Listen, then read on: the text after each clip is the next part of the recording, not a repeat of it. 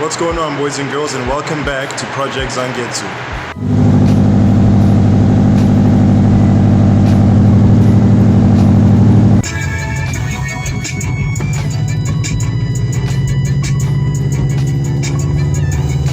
Okay guys, so in today's video we are repairing the second wheel, the one that we were unable to repair in the previous video.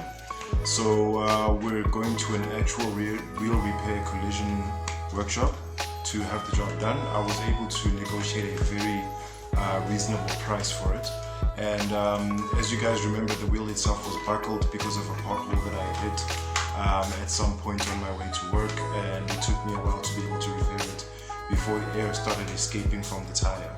So at least we've finally done one of them, and now on only one of the wheels are we running a biscuit at the moment. But as we speak, the wheel is currently at the wheel repair shop at the moment, and it's being repaired. I'm going to be collecting it a bit later on, so we'll pick this video up when I actually install the wheel back on the car. Not exactly the finish I was hoping for on the paint, but the wheel is repaired. It is no longer leaking, so at least now I just have to worry about powder coating it later on.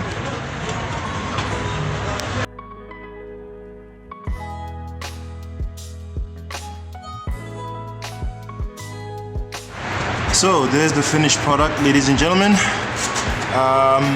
It's perfect as far as structural integrity, but obviously there is a big blemish when it comes to paint that's on the car now that I'll have to powder coat later on. But at least now I've got 4 matching wheels once again, and now we just need to finish things up top here, get this boot nicely straightened out and level on the right hand side, and then put the spoiler back on. Alright guys, that's gonna be it for today's video. Thank you so much for hanging out. Let me know what you guys think of the progress we're making with Zangetsu so far. Sorry, I'm busy like angling around here trying to get the best light source.